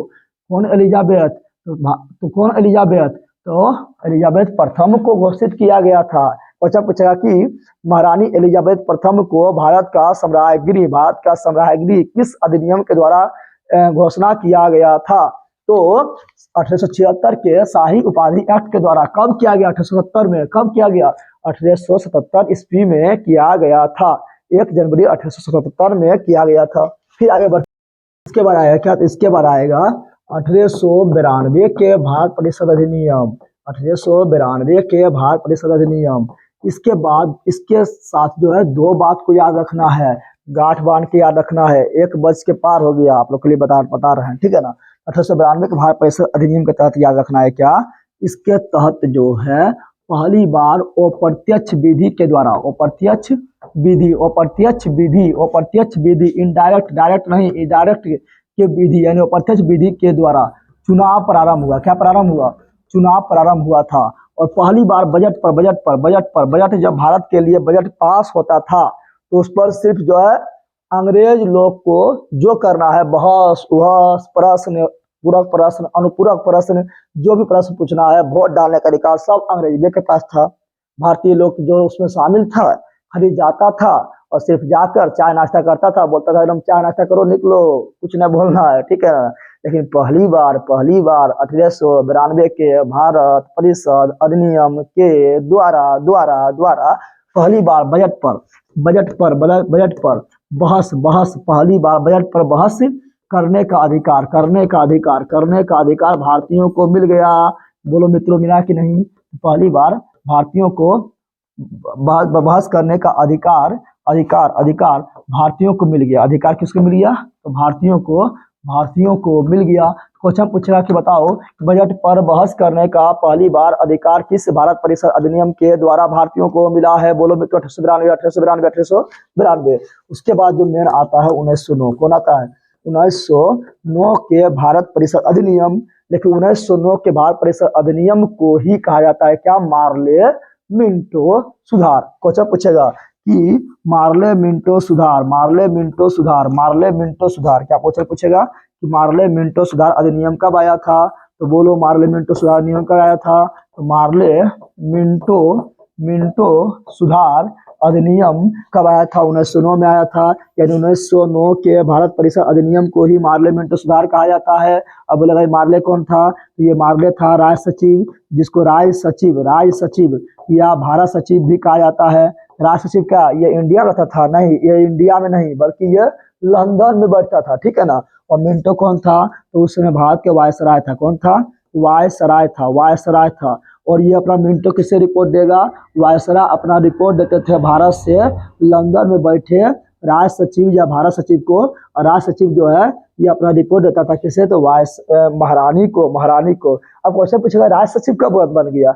ये भारत सचिव कब बन गया? तो भारत सचिव वो जैसे बना था वायसराय वैसे बना भारत सचिव, यानी राज सचिव बना था, ठीक है ना। जैसे आया वायसराय के पद वैसे बना राज सचिव। वायसराय कब आया था बताओ? तो वायसराय आया था 1858 में। भारत के गवर्नर जनरल को भारत का वायसराय 1858 के भारत परिषद अधिनियम के द्वारा बनाया गया था। तो 1858 के भारत परिषद अधिनियम के द्वारा ही राज सचिव यानी भारत सचिव पद का सृजन किया गया था, जो कहाँ बढ़ता है? भारत में नहीं बल्कि लंदन में बढ़ता है। समझ आया कि नहीं मित्रों? बताइए, समझ आया कि नहीं? एकदम समझ आया होगा। चलिए आगे बढ़ते हैं। आगे जब बढ़ेंगे देखेंगे 1909 के भारत परिषद अधिनियम के द्वारा क्या क्या हुआ था। तो इसके द्वारा क्या क्या हुआ देखते हैं। पहली बार क्या हुआ था? अभी सिर्फ भारतीय लोग बजट पर खाली बहस कर सकता था। किस अधिनियम के द्वारा? तो 1892 के भारत परिषद अधिनियम के द्वारा। और एक प्रश्न भी पूछ सकता था। किस अधिनियम के द्वारा? तो 1892 के भारत परिषद अधिनियम के द्वारा भारतीय लोग जो है बजट पर बहस भी कर सकता था और प्रश्न भी पूछ सकता था। लेकिन पूरक पक्ष प्रश्न पूछने का अधिकार नहीं था। भोटबा डालने का भी अधिकार नहीं था। पूरक पक्ष किसे कहते हैं? तो एक क्वेश्चन के बाद जब दूसरा क्वेश्चन आपके पास दाग देंगे पूछ लेंगे तो उसे बोलते हैं पूरक प्रश्न। जैसे बोलेंगे बताओ मित्रों तुम लोग लाइक करोगे कि नहीं? बोलोगे लाइक नहीं करेंगे। पूछेंगे दूसरा क्वेश्चन तुरंत हम बोल दिए क्यों नहीं लाइक करोगे, क्यों नहीं शेयर करोगे, क्यों नहीं सब्सक्राइब करोगे। दूसरा क्वेश्चन जो तुरंत पूछे हैं इसे बोलते हैं पूरक प्रश्न। यानी उस प्रश्न के साथ दूसरा प्रश्न पूछना पूरक प्रश्न कहलाता है। तो भारतीयों को जो है पूरक प्रश्न पूछने का अभी भी अधिकार नहीं था और वोट डालने का अधिकार अभी भी नहीं था, लेकिन 1909 के अधिनियम के द्वारा पूरक प्रश्न पूछने का अधिकार मिल गया और डालने का वोट डालने का अधिकार भी मिल गया था। कहाँ पर? तो कोई भी कानून उनून बनेगा तो वहां बैठ कर ये भी वोट डालेंगे कि नहीं नहीं ये ना होना चाहिए, ठीक है ना। और इसके तहत और क्या किया गया? इसके तहत जो है पहली बार फूट डालो राज करोलर नीति अपनाया था। वो तो फूट डालो राज करोलर लॉर्ड कर्जनमें अपनाए थे बंगाल विभाजन में, लेकिन इसमें भी कम नहीं किया था। इसमें जो है पहली बार मुस्लिम को सांप्रदायिक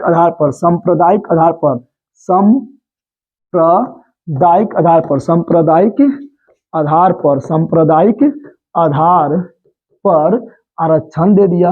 क्या दे दिया? सांप्रदायिक आधार पर आरक्षण दे दिया है। क्वेश्चन पूछेगा मुस्लिम को सांप्रदायिक आधार पर आरक्षण कब दिया गया? तो 1909 के भारत परिषद अधिनियम के तहत जिसको मार्ले मिंटो सुधार भी कहा जाता है। सुधार ना था, बर्बादी था। पाकिस्तान के बीज बो दिया, पाकिस्तान के बनने का बीज बो दिया था। भारत परिषद अधिनियम 1909 बो दिया था। अब बोलेगा ये जो क्वेश्चन है मुस्लिम सांप्रदायिक आरक्षण ये क्या है? ये है क्या पता है? इसमें कहा जाता है कि जिसको सांप्रदायिक पंचायत मिल जाएगा वो क्षेत्र में सिर्फ वही लोग खड़ा होगा। जैसे मुस्लिम को मिल गया सांप्रदायिक पंचायत आरक्षण, तो उस क्षेत्रवा में जो मुस्लिम को अधिक है जिस क्षेत्र में, उस क्षेत्र में खाली मुस्लिम ही खड़ा होगा। अरे मुस्लिम खड़ा हो गए, ठीक बात है। तो अब ये होता है जिसको आरक्षण मिलता है वह खड़ा होता है, ठीक है ना। महिला का आरक्षण मिलेगा तो महिला खड़ा होगा, पुरुष नहीं होगा। पुरुष का वो फोटो जो है बैनर के नीचे को छोटा सा लगा देगा, ठीक है ना। लेकिन हद तो ये हुआ कि सांप्रदायिक जब आरक्षण मिलेगा तो इसमें खड़ा जो होगा, ठीक है ना, जिसको आरक्षण मिला है वही सिर्फ खड़ा भी होगा। अब पगलवा वही खाली वोटो डालेगा, दूसरा को वोट नहीं डाल सकता है। वहां पर हिंदू है नहीं वोट डालेगा, ईसाई है नहीं वोट डालेगा, सिख नहीं वोट डालेगा, जैन नहीं वोट डालेगा, खाली मुसलमान ही वोट डालेगा। ये गलत है ना, इससे समाज को तोड़ रहा है ना। तो यही पहली बार 1909 में क्वेश्चन पूछेगा मुस्लिम को सांप्रदायिक आधार पर आरक्षण कब मिला था? 1909 में मिला था, याद रखिएगा, ठीक है ना। इसीलिए क्वेश्चन पूछता है कि सांप्रदायिक का जनक किसे कहा गया था? तो उस समय भारत में कौन था मित्रों बताओ? क्या मार्ले था कि मिंटो था? मार्ले तो पगला लंदन में बैठा था राज सचिव के रूप में, मिंटो था ना। तो सांप्रदायिक का जनक मिंटो कहा जाता है। किसे कहा जाता है? मिंटो को कहा जाता है। फिर आगे बढ़ेंगे तो आएगा आपका 1919। क्या आएगा? 1919 क्या आएगा मित्रों? 1919 के भारत परिषद अधिनियम आएगा। और 1919 ईस्वी के भारत परिषद अधिनियम को क्या बोलेंगे मित्रों? इसको बोलेंगे हम उस समय जो राज सचिव रहेगा वो रहेगा मॉन्टेग्यू। कौन रहेगा? मॉन्टेग्यू। और जो भारत का वायसराय रहेगा वो कौन रहेगा? चेम्सफोर्ड। कौन रहेगा? बोलो, प्यार से बोलो, प्यार से नहीं बोलना, सब बदमाशी होता। Chelmsford, Montagu Chelmsford. इसी को कहा जाता है मॉन्टेग्यू चेम्सफोर्ड सुधार। मॉन्टेग्यू कौन था? राज सचिव। कहाँ बैठा था? लंदन में। चेम्सफोर्ड कौन था? वायसराय। कहाँ था? भारत में। 1919 के भारत परिषद अधिनियम को क्या बोलते हैं? मॉन्टेग्यू चेम्सफोर्ड अधिनियम बोलते हैं। मॉन्टेग्यू चेम्सफोर्ड अधिनियम कब आया था? 1919 में आया था। इसके द्वारा क्या प्रावधान किया गया? इसके द्वारा बहुत प्रावधान किया गया है, सभी को देखते हैं, मौज के साथ देखते हैं, मजा आ जाएगा। 1919 के भारत परिषद अधिनियम के तहत 1909 में मुस्लिम को सांप्रदायिक आधार पर आरक्षण मिला था। लेकिन 1919 में आके पगलवाई ईसाई को भी सांप्रदायिक आधार पर आरक्षण दे दिया था। और किसे दिया था? सिख को भी आरक्षण दे दिया था। और किसे दिया था? तो और जो है एंग्लो इंडियन को भी आरक्षण दे दिया था। एंग्लो इंडियन को भी सांप्रदायिक आधार पर आरक्षण दे दिया था। यूरोपियन लोगों को भी सांप्रदायिक आधार पर आरक्षण दे दिया था। ले पगलवा और बढ़ा दिया पगलवा कहेगा। फिर इसके द्वारा क्या कहेगा? इसके द्वारा बोला था कि राज में जो था अभी अंग्रेज में कंट्रोल कर रहा था। बोला था ऐसा करते हैं, कुछ भारतीय लोगों को भी अधिकार दे देते हैं। तो भारतीय लोगों को बोला था तुम जो है राज में शासन करो, लेकिन हम भी शासन करेंगे। छोटा छोटा जो अधिकार है उस पर तुम शासन करो। तुम जो चुनाव जीत के आओ और बड़ा वाला जो बात है वो हम अपना क्षेत्र में रखेंगे, यानी द्वैध शासन। तो राज्य में द्वैध शासन, क्वेश्चन पूछेगा राज्य में द्वैध शासन, राज्य में द्वैध शासन का प्रारंभ किस एक्ट के तहत हुआ था? तो 1919 के भारत परिषद अधिनियम के तहत, 1919 के भारत परिषद अधिनियम के तहत राज्य में द्वैध शासन लगाया गया था। लेकिन किस अधिनियम के द्वारा, किस भारत परिषद अधिनियम के द्वारा राज्य में द्वैध शासन खत्म कर दिया था? राज्य का पूरा अधिकार जो है यहाँ के भारतीयों को दे दिया था। राज्य में द्वैध शासन समाप्त किया गया था किस अधिनियम के द्वारा? 1935 के भारत परिषद अधिनियम के द्वारा, वो आगे बताएंगे। और केंद्र में द्वैध शासन लगा दिया गया था 1935 के भारत परिषद अधिनियम के तहत। राज्य में हटाकर केंद्र में सटा दिया, राज्य में हटाकर केंद्र में सटा दिया, राज्य में द्वैध शासन हटा दिया, केंद्र में लगा दिया 1935 के भारत परिषद अधिनियम के तहत। और केंद्र में जो है राज्य को स्वायत्ता दे दिया कि लो भारतीय तुम ही खुद शासन करो, ठीक है ना। चलिए आगे बढ़ते हैं। इसके द्वारा और क्या किया गया? इसके द्वारा केंद्र में क्या, केंद्र में द्विसदनात्मक प्रणाली,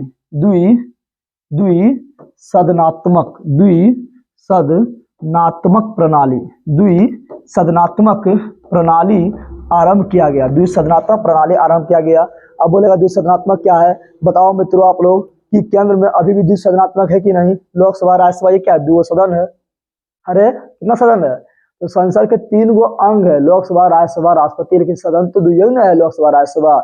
जिस प्रकार अभी लोकसभा एवं राज्यसभा 2 सदन है, उसी प्रकार 1919 के भारत परिषद अधिनियम के द्वारा राज्य में नहीं बल्कि केंद्र में द्विसदनात्मक प्रणाली शुरू किया गया था। हाँ किया गया था। और क्या किया गया था? तो इसी अधिनियम के द्वारा महिलाओं को वोट डालने का अधिकार, महिलाओं को इससे पहले वोट डालने का अधिकार नहीं था, लेकिन महिलाओं को वोट डालने का अधिकार किस अधिनियम के द्वारा मिला था? 1919 के भारत परिषद अधिनियम के द्वारा मिला था, जिसके मोंटेग्यू चौथौर सुधार कहा जाता है। उसके द्वारा महिलाओं को वोट डालने का अधिकार मिला था, लेकिन सभी महिलाओं को नहीं, ठीक है ना। कुछ महिलाओं को जो पढ़ी लिखी है, जो मतलब टैक्स पे करती है, जिसके पास कुछ संपत्ति है, कुछ महिलाओं को मिली थी, ठीक है, याद रखिएगा। और क्या किया गया था इसके द्वारा मित्रों? तो इसी के द्वारा 1919 के भारत परिषद अधिनियम के द्वारा ही लोक सेवा आयोग, जो पीसीएस बोलते हैं, पब्लिक सर्विस कमीशन, लोक सेवा आयोग। तो क्वेश्चन पूछेगा लोक सेवा आयोग का स्थापना किसके द्वारा किया गया था? तो 1919 के भारत परिषद अधिनियम के द्वारा लोक सेवा आयोग का गठन 1926 में किया गया। बोलेगा लोक सेवा आयोग का स्थापना कब किया गया? 1926 में किया गया। किस अधिनियम के द्वारा किया गया था? तो 1919 के भारत परिषद अधिनियम के द्वारा किया गया था। कब किया गया? 1926 में किया गया था। इसका सिफारिश कौन किया था? तो ली आयोग। कौन किया था? ली आयोग की राज्य में लोक सेवा आयोग होना चाहिए। इसका सिफारिश कौन किया था? तो ली आयोग की सिफारिश पर लोक सेवा आयोग की स्थापना किया गया था 1919 के भारत परिषद अधिनियम के द्वारा 1926 में। और ली आयोग का स्थापना कब हुआ था? 1923-24 में लीग आयोग का स्थापना हुआ था। इसी में इसे बोलेंगे क्या? यह पीसीएस, पब्लिक सर्विस कमीशन। तो यहाँ बोलेंगे बिहार लोक सेवा आयोग, यूपी लोक सेवा आयोग, झारखंड लोक सेवा आयोग, महाराष्ट्र लोक सेवा आयोग, केंद्र लोक सेवा यानी संघ लोक सेवा आयोग। संघ लोक सेवा आयोग का मतलब UPSC, union public service commission. दिक्कत है बताओ? नहीं है तो आगे बढ़ते हैं, ठीक है। इतना याद रखिएगा 1919 के भारत परिषद अधिनियम के तहत। अब आगे बढ़ेंगे तो मिलेगा 1935। क्या मिलेगा बताओ? और इसी के अधिनियम के तहत याद रखिएगा, इसी के तहत जो है, इसी 1919 के भारत परिषद अधिनियम के तहत पहली बार आईसीएस की परीक्षा, इंडियन सिविल सर्विस जो 1854 ईस्वी से ही लंदन में परीक्षा हो रहा था। भारतीय लोग लंदन में परीक्षा देने जाते थे, लेकिन 1919 के भारत परिषद अधिनियम के तहत ही पहली बार 1922 ईस्वी में आईसीएस का परीक्षा कहाँ हुआ था? इलाहाबाद में। कहाँ हुआ था? इलाहाबाद में। पहली बार इलाहाबाद में आयोजित किया गया था, भारत में ही आयोजित किया गया था। और दूसरी बार दिल्ली में किया गया था, यह भी याद रखिएगा। चलिए अब अंतिम की ओर बढ़ रहे हैं, जो काफी इंपोर्टेंट है। 1935 क्या है? 1935 के भारत परिषद अधिनियम, 1935 के भारत परिषद अधिनियम, 1935 1935 का भारत परिषद अधिनियम 1935 का भारत परिषद अधिनियम है। अब इसमें क्या हुआ था तो देखो, बहुत सुधार हुआ था। क्या हुआ था तो बताए थे, राज्य में द्वैध शासन लगाया गया था 1919 के भारत परिषद अधिनियम के तहत। लेकिन राज्य में क्या बोल रहे हैं, राज्य में द्वैध शासन को समाप्त, राज्य में द्वैध शासन को समाप्त कर, द्वैध शासन को समाप्त कर केंद्र में द्वैध शासन लगा दिया, राज्य से हटा दिया, केंद्र में सटा दिया, राज्य से हटा दिया, केंद्र में सटा दिया। तो केंद्र में द्वैध शासन लागू किया किस अधिनियम के तहत, तो 1935 के भारत परिषद अधिनियम के तहत, 1935 के भारत परिषद अधिनियम के तहत। अब राज्य में जो द्वैध शासन हटा दिया है तो राज्य हो गया स्वायत्ता, यानी राज्य जो है पूरी तरह से भारतीयों के कंट्रोल में आ गया था। तो राज्य को स्वायत्ता मिला किस भारत परिषद अधिनियम के द्वारा, तो 1935 के भारत परिषद अधिनियम के द्वारा। 1919 के भारत परिषद अधिनियम के तहत केंद्र में द्विसदन था, लोकसभा राज्यसभा की तरह, लोकसभा और राज्यसभा जिस प्रकार अभी है उसी तरह। लेकिन राज्य में जिस प्रकार अभी विधानसभा और विधान परिषद था, ये 1935 के पहले नहीं था। विधानसभा विधान परिषद जिस समय अभी जिस प्रकार द्विसदन है राज्य में भी, छो राज्य में, उस प्रकार 1935 के पहले नहीं था। लेकिन राज्य में द्विसदनात्मक, राज्य में भी द्विसदनात्मक प्रणाली स्टार्ट किया गया था 1935 के भारत परिषद अधिनियम के तहत ही। और क्या किया गया, बहुत चीज किया गया था। क्या किया गया था तो अखिल भारतीय सेवा का स्थापना किया गया था। अखिल भारतीय क्या बोल रहे हैं, तो अखिल भारतीय सेवा की स्थापना, अखिल भारतीय आयोग की स्थापना 1935 के भारत परिषद अधिनियम के तहत किया गया था। क्वेश्चन पूछेगा अखिल भारतीय सेवा किस आर्टिकल के तहत आता है, 312 के तहत आता है। और अखिल भारतीय सेवा में 3 सेवा आता है, 3 सर्विस आता है। अखिल भारतीय सर्विस में 3 सर्विस आता है, IAS, IPS, IFS, IAS, IPS, IFS। IFS मतलब इंडियन फॉरेस्ट सर्विस आता है, इंडियन यानी भारतीय वन सेवा आता है। और ये तीनों परीक्षा लेता है यूपीएससी के अंदर ये तीनों नहीं आता है, लेकिन यूपीएससी इनका एग्जाम लेते हैं, आता है अखिल भारतीय सेवा। और यूपीएससी आता है 315, यूपीएससी आता है आर्टिकल नंबर 315 के अंतर्गत, याद रखिएगा। इसी के तहत जो है रिजर्व बैंक की स्थापना किया गया। रिजर्व बैंक की स्थापना 1935 में किया गया, 1935 1 अप्रैल 1935 को किया गया था।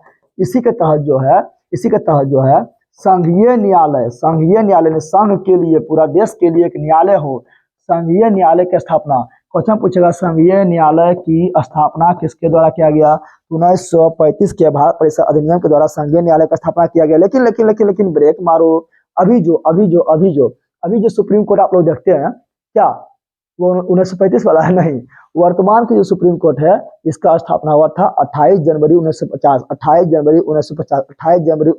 को हुआ था, ठीक है ना, याद रखिएगा। फिर इसी के द्वारा क्या किया गया, इसी के द्वारा और चीज किया गया, क्या किया गया, तो इसी के द्वारा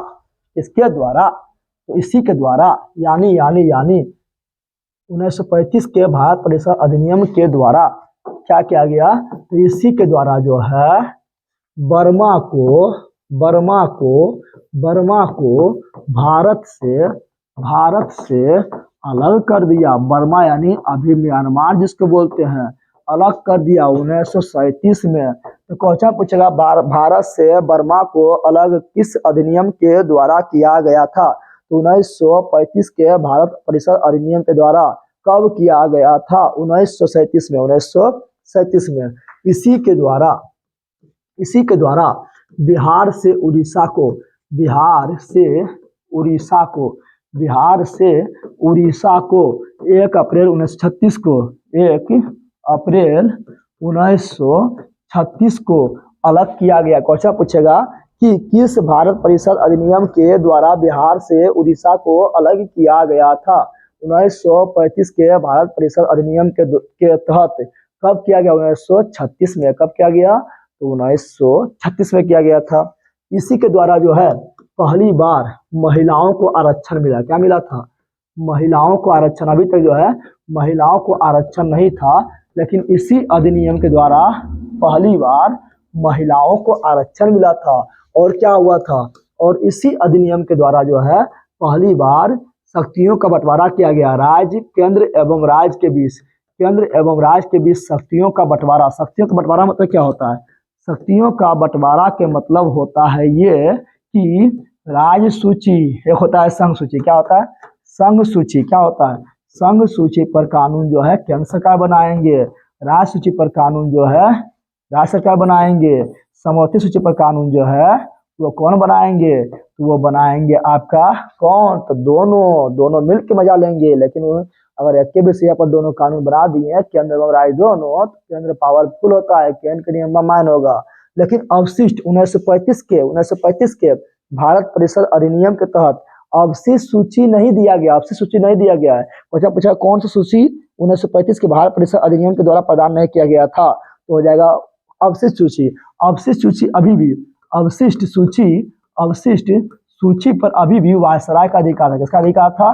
तो वायसराय का अधिकार था। वायसराय का अधिकार था। फिर क्वेश्चन आप लोग से पूछेगा कि जब इतना चीज किया गया 1935 के भारत परिषद अधिनियम के तहत, इसे कहा गया था क्या? इसे कहा गया था भारतीय संविधान का ब्लूप्रिंट। क्योंकि भारतीय संविधान में अभी भी जितना चीज अभी देख रहे हैं, नियम कानून, वो उसका 80% कहाँ से लिया गया है? तो 80% जो है भारत परिषद अधिनियम 1935 से लिया गया। 80% बात ले लिया था, कुछ सुधार करके। ठीक है ना? इसलिए भारतीय संविधान का ब्लूप्रिंट कहा गया था 1835 के भारत परिषद अधिनियम को। तो भारतीय संविधान का ब्लूप्रिंट किसे कहा गया था? तो 1935 के भारत परिषद अधिनियम को। इसी को कहा गया था संविधान निरंकुशता अधिनियम। संविधान निरंकुशता, क्योंकि इतना चीज देने के बाद कहा था, ससुरा आजाद करने की बातें नहीं कर रहा है, संविधान भारत को आजाद करने की बातें नहीं कर रहा है। संविधान निरंकुशता अधिनियम किसे कहा गया था? तो बोलना 1935 के भारत परिषद अधिनियम को संविधान निरंकुशता अधिनियम कहा गया था। और जवाहरलाल नेहरू बोले थे कि 1935 के भारत परिषद अधिनियम के बारे में बोले थे कि इरंग कार है ना, इसमें इरंग कार है जिसमें इंजन तो 1000 है लेकिन ससुरा ब्रेक भी ना है। इंजन 1000 है लेकिन ब्रेक भी ना है। ठीक है ना? कौन बोलते? पंडित जवाहरलाल नेहरू। तो 1935 के भारत परिषद अधिनियम के बारे में आप लोग इतना चीज याद रखिएगा, बहुत सारा चीज किया गया था। फिर कुछ और देख लेते हैं, यही समाप्त नहीं करना है। क्वेश्चन पूछेगा बताओ, और ये याद रखना, इसमें 1935 के भारत परिषद अधिनियम में प्रस्तावना नहीं था। प्रस्तावना तो 13 दिसंबर 1946 को संविधान सभा के सामने पंडित जवाहरलाल नेहरू पेश करते हैं उद्देशिका प्रस्ताव के रूप में, जो 22 जुलाई 1947 को पारित हो जाता है। याद रखिएगा। और इसी के तहत एक चीज आप लोग को पहले बताए थे लेकिन अभी ना बताए थे कि राष्ट्रपति को अध्यादेश जो 1 to 3 आर्टिकल 1 to 3 के तहत जारी करता है। तो राष्ट्रपति का अध्यादेश जारी करने के पावर 1935 के भारत परिषद अधिनियम के द्वारा ही मिला था। और याद रखिएगा, एक क्वेश्चन याद रखिएगा आप लोग ये वाला कि भारत में संविधान सभा का स्थापना किसके द्वारा हुआ? Cabinet mission 1946। क्वेश्चन पूछेगा कैबिनेट मिशन जिसका स्थापना मार्च 1946 में हुआ था। तो कैबिनेट मिशन 1946 के द्वारा संविधान सभा का गठन हुआ। संविधान सभा का गठन किस के द्वारा हुआ था? संविधान सभा का गठन जो है ये हुआ था कैबिनेट मिशन के द्वारा। याद रखिएगा, इसमें 3 सदस्य थे कैबिनेट मिशन में। वो कौन थे? KAL काल थे, K for Cripps, A for Alexander,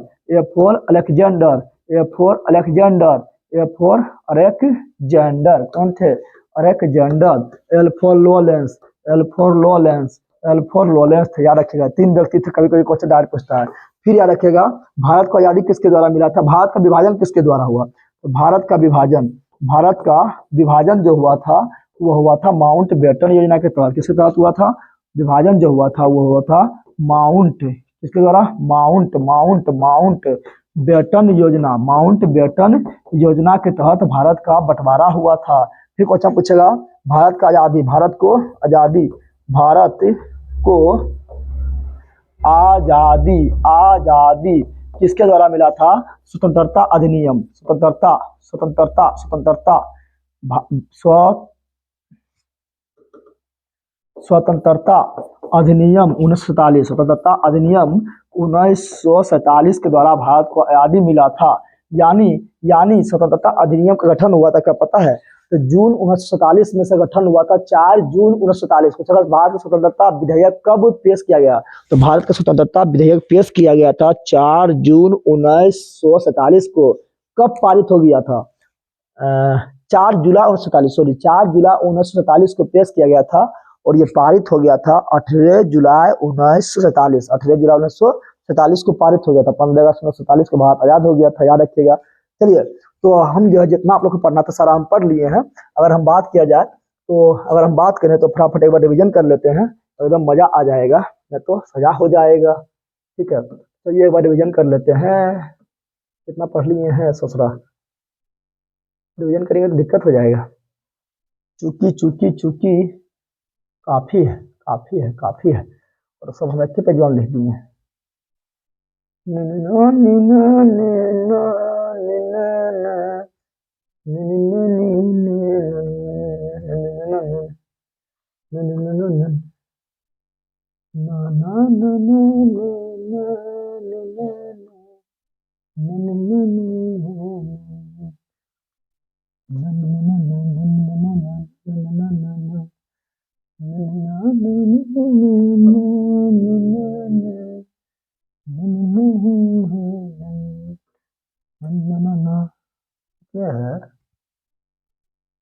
तो आप लोग जो है इसको हम आप लोग के प्रैक्टिस पर जो लिख दिए हैं, दिक्कत हो जाएगा शेयर करने में। लेकिन एक बात यहाँ याद रखिएगा आप लोग, यहाँ पर यहाँ देखिए, बंगाल का पहला गवर्नर पूछा तो लॉर्ड क्लाइव, लेकिन 1773 के रेगुलेटिंग एक्ट के तहत बंगाल के गवर्नर जनरल जो है बंगाल के गवर्नर को बंगाल के गवर्नर जनरल बना दिया गया था। और पहला बना था कौन, तो वारेन हेस्टिंग जो बंगाल का पहला गवर्नर जनरल बना था। लेकिन 1873 के रेगुलेटिंग एक्ट के तहत बंगाल के गवर्नर जनरल को भारत का गवर्नर जनरल बना दिया गया था। और बना था कौन, तो लॉर्ड विलियम बेटिंग बना था। और 1858 के भारत अधिनियम के तहत भारत के गवर्नर जनरल को भारत का वायसराय बना दिया गया था, जो लॉर्ड कैनिंग बना था। देखिए क्वेश्चन पूछेगा कि स्वतंत्र भारत का पहला गवर्नर जनरल कौन बना था। चूंकि स्वतंत्र भारत हो गया तो वायसराय बोलना ठीक नहीं है, चूंकि वायसराय मतलब होता है कि रानी के प्रतिनिधित्व, लेकिन भारत तो आजाद हो गया, रानी उन्हें कुछ ना है, तो गवर्नर जनरल बोलेंगे। तो स्वतंत्र भारत का पहला गवर्नर जनरल कौन था, तो लॉर्ड विलियम बेटिंग। कौन था, लॉर्ड विलियम बेटिंग।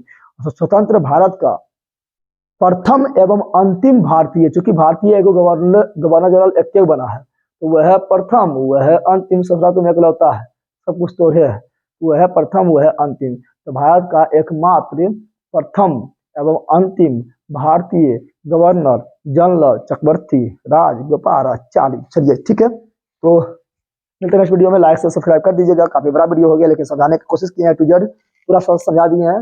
1 बार वीडियो देखे, 2 बार वीडियो देखे, 3 बार वीडियो देखे, हम याद सोचना कैसे ना होगा। संघर्ष नहीं, तकलीफ नहीं, तो क्या खाक मजा जीने में, बड़े बड़े तूफान थम जाती जब आग लगी हो सीने में। जब हम रात में आप लोग को 1 बजे मेहनत कर सकते हैं, तो आप लोग क्यों नहीं कर सकते हैं। ठीक है ना, लाइक शेयर कर दीजिएगा, दबा दीजिएगा, बता दीजिएगा दोस्तों को। मिलते हैं नेक्स्ट वीडियो में। जय हिंद, जय भारत।